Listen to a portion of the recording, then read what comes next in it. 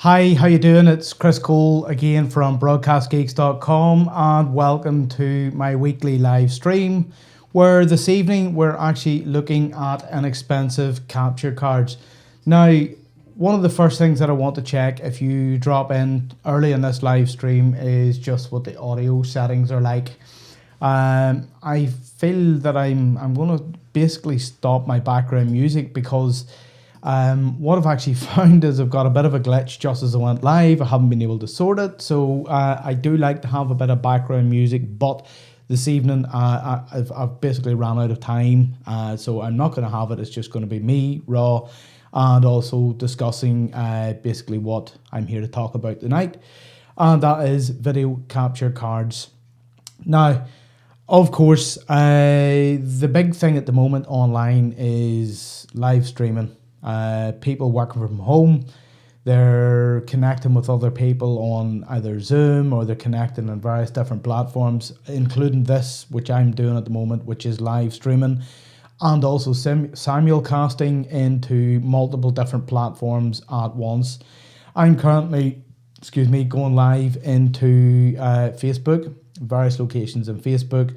I'm going live into Twitter, into Periscope, and also onto my YouTube channel, which, all these locations is somewhere for my audience to be able to watch along and obviously learn and watch my growth as I grow in the live streaming world as well. Because for me, this is a bit of a journey. I've been a video geek for quite some time, and also why I named my website broadcastgeeks.com, because video, audio, marketing, all of that stuff all rolled in together is where that name came from. So this evening I wanted to look into live capture cards and basically how you can get a good output from a capture card, but using an inexpensive capture card. The rage at the moment is the Elgato Camlink. Or a variant of that. There's the HD60S and the HD60S Plus, and these are quite hard to get. They're quite hard to get your hands on, and also they're quite pricey in that regard as well. If you go to some sites, you're actually pre-ordering, and it could be 6, 8, 10, 12 weeks of a lead time before you're actually getting to access one of these cards. And I looked at other options, and I thought, well, I've seen one. It's costing £15 for this capture card, and I thought, well, for £15 it's worth trying out. I'll be the guinea pig. I'll show you the results and let you make up your mind whether or not this capture card is worth it.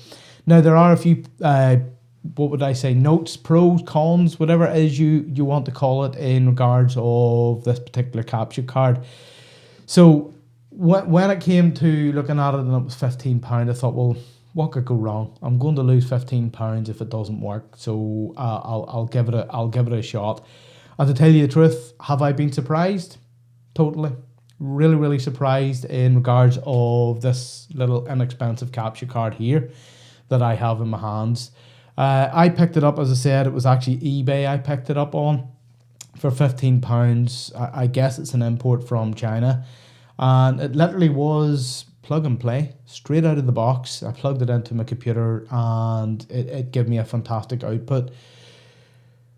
Ease of use is basically fantastic because there's no complicated settings, there's no switches, there's no setup, there was no downloaded software, there was none of that. It literally, I plugged it in and my software that I currently use to live stream, which is Ecamm Live, detected it as a camera source. When it detected it as a camera source, then it was just a matter of me selecting that camera and it became my camera feed.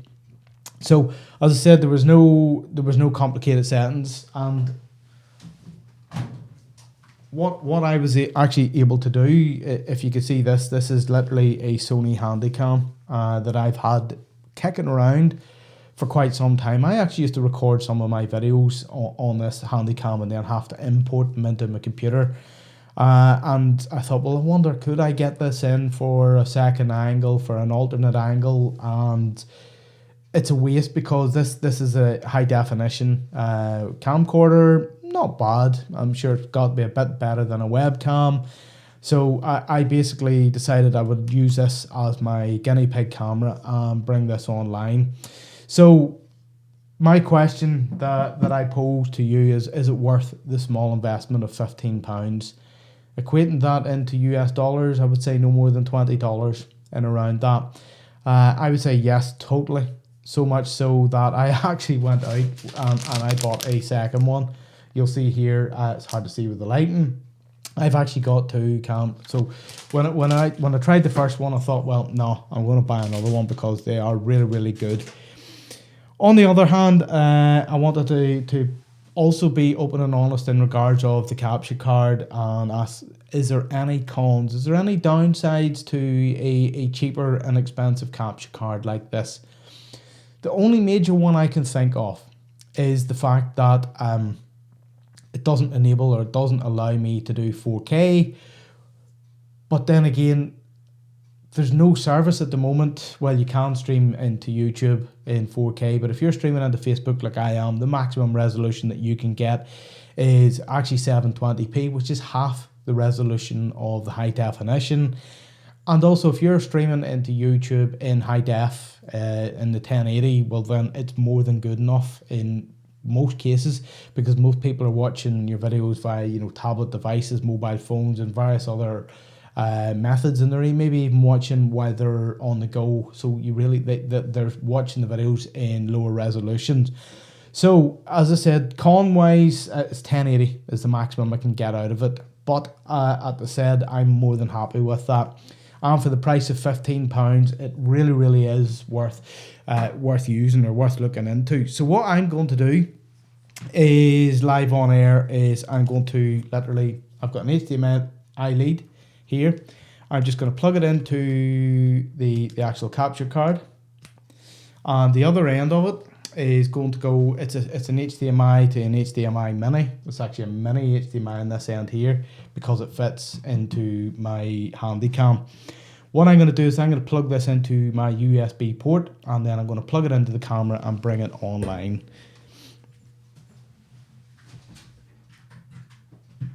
So literally I have a multi-way on my PC. It's an 8-gang multi-way. You hear the camera switching on.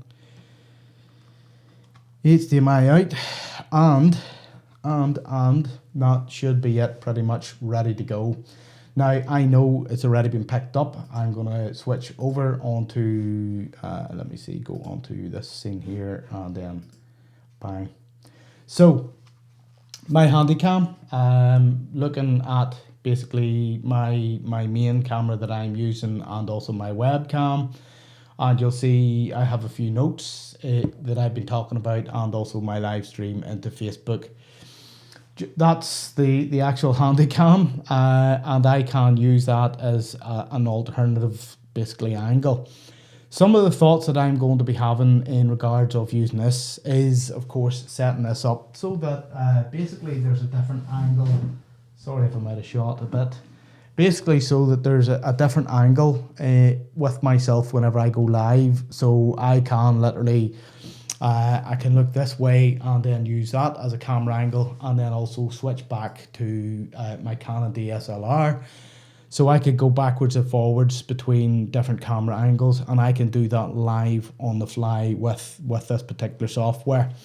Another thing that I'm also considering doing in regards of this is that I want to have it so that the camera is directly above my desk, so that if I, excuse my leads, if I had this rigged up in such a way that the camera sat up here, as you can see at the moment, basically you could see me working with my computer desk or showing something on the desk, and then I could flip backwards and forwards between that setup and also myself as I discuss, and then also come back to my desk. Some of the hawk-eyed people amongst you as well, I'm actually going off on a bit of a tangent here. You may notice, you may not notice as well, that I have a bit of writing on my desk. I actually have got a new desk. One of the fantastic things about this desk that I love is I have a dry wipe marker. and this basically doubles up as a whiteboard. So if I'm online and say I was interviewing somebody and I had a question or some topic that I wanted to either remind myself of, or if I wanted to take a quick note, rather than me having to go get paper, get a pen, whatever, I keep one of these pens beside me, and then I can sort of say, note here, note 1, and then take down my points, and then note 2, take down my points. And basically I can scribble on my desk, which is a fantastic thing that I can do. And then if and when I'm finished, then literally I can just wipe it off with a damp cloth, and that's it, gone. It's also very, very handy if I was teaching systems and processes, which I will be doing in future live streams. So take, for example, if I was talking in marketing terms and I was explaining, the process of a funnel, then I could talk about page 1, going into offer page 2. If they don't purchase this offer, then they can go to second page, and I can walk people through a map of what's actually happening in regards to various pages, and a sales process for, building a website, for making sales funnels. So I've got that as an option. Let me just come back over. So that's some of the options that I have in regards of my live streaming, and for £15, which $20 in US money, it really is, in my opinion, well worth investing in a cheap capture card. Now, the capture card itself that I purchased, let me just go to my account and I'll show you. I purchased this on eBay. And this, if I share my screen, let me see, where is it? That's it there. So you'll see it's an HDMI capture card, $15.49 each for these, and I can actually get the link for that. Let me see, I'll just copy that link there. What I'll do is I'll paste this link in below my live streams and in Facebook and also over on YouTube. Now, I understand this is eBay UK, but I'm sure you could find something very, very similar, and that would enable you to basically go and pick up a capture card. I honestly do recommend it. I think for the price, now if you go to Amazon and do Elgato Camlink 4K, £120 in our money, and that's for the Elgato Camlink 4K. They may or may not have them in stock. I'm not sure, but to be honest, for saving of £100, basically dropping from 4K down to the 1080p, which I'm able to get with the actual the cheaper Camlink, well then I'm more than happy. Or not Camlink, the capture card, should I say. So it's up to yourself what you want to do. Of course, that's me back over into the Handycam. And another great thing too with the Handycam is obviously I should have the full zoom features. I should be fit to zoom, which I can. And by the way, do you see, if I get myself out of the road, my nice picture, and I have a bit of a theme going on. I just happen to like and find them funky and quirky. So, as I said, it's a fantastic option. It's an additional option. It gives you multiple camera angles. It also allows you to reuse older cameras that you have maybe lying about the home, cameras that you maybe thought wasn't possible to use in your live streaming. By purchasing one of these, you now have this option to use. Now, it just plugs in, and this capture card then, my actual iMac should also see that as a webcam, and it should be picked up that way. So PCs, computers, whatever, if they're able to detect webcams, then they should also detect the capture cards, see that as a webcam, and then be able to process that signal and use that. So as always, I would love to hear your thoughts, what you think of it. Would you be interested in getting one? Have you got one before? And if so, what's your thoughts of it and what have you used them for? I also just want to give you a bit of an update in regard of how I've been getting on since we last spoke. It was actually 2 weeks ago that we last spoke, and since then I have been quite busy in regards of my YouTube channel. Let me just switch back over to my Canon. So I'm back onto this camera. I've been quite busy in regards of my YouTube channel. I have been uploading and I have scheduled quite a few videos, and that's my plan moving forward. My plan moving forward is to be creating video marketing, video creation, most things around video content creation, that type of stuff within my channel. At the moment, it's a heavy focus on YouTube tips and tricks, and I'm actually putting out 3 videos a week, Monday, Wednesday, Friday, scheduled videos, 3 p.m. UK time. They go out, and then obviously there's a subsequent blog posts and just a wealth of content coming from Chris Cole and broadcastgeeks.com. I'm currently moving my domain name as well, so if you find that it's down for some reason, I'm shifting hosting. I'm doing something else in the background as well. And if this works out for me, then I'll also be teaching that, which is quite exciting too. We'll see how that goes. But failing that, of course, it's Chris Cole. Just wanted to talk to you this evening about cheap capture cards. Let me just bring that up, see if you can see that. HDMI video capture card, £15. £15, and I've been able to pick up.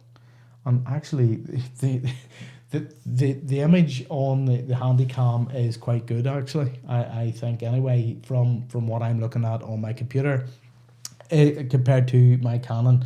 Now the Canon is maybe just slightly different settings that I've done in regard to custom white balance and different bits and pieces. So Chris Cole signing off. I hope you found this video tutorial helpful in making up your mind in regards of cheaper capture cards. If you've been looking at a capture card and you just can't really stomach paying £120 or whatever it is, $160 or whatever it works out at, well then why not go the $20 option or the £15 option if you're only looking to go a maximum of 1080p. And the other thing that you need to remember as well is you can only go 4K if your recording equipment, for example, your camera can capture, process and obviously output a 4K signal. So there's no need to go and get a Camlink 4K if you don't have the capability of recording in 4K. If you, like me, you're just using a DSLR which has a maximum of say 1920 by 1080, well then this video capture card is more than perfect. The only thing you do need to be careful of, as the only warning here would give you, is make sure that you have a clean HDMI output. Google that. Make sure your piece of equipment has a clean HDMI output. By clean HDMI output, I mean some HDMI outputs, they'll give you the focus box and they'll give you various lines and your rules of thirds and stuff like that. Essentially all of the additional information that you get going on the screen. Some cameras, even though it's on the screen, they'll push that out through the HDMI because what they're assuming is you only want the HDMI to view your viewfinder only on a remote screen. So they give you all of the information. Whereas we want a camera that will give you a clean. So in other words, it doesn't have all of that information, you know, the length of time you're recording, your zooms, all your white balance settings, and you know, all of the camera settings that you get in some certain viewfinders. You don't necessarily want that getting output. So just check that you have a clean HDMI output. If you can get that from your piece of equipment, then most definitely look at spending the £15 or $20 on one of these video capture cards. So I hope you found this helpful, and of course, as always, I invite comments. I'd love to hear your thoughts, your views, your opinions, and I'll speak to you either in one of my next sort of scheduled videos or on my next live stream, which is going to be next week, Tuesday night at 8 p.m. Feeling that, of course, Chris Cole signing off, and I'll speak to you all very, very soon.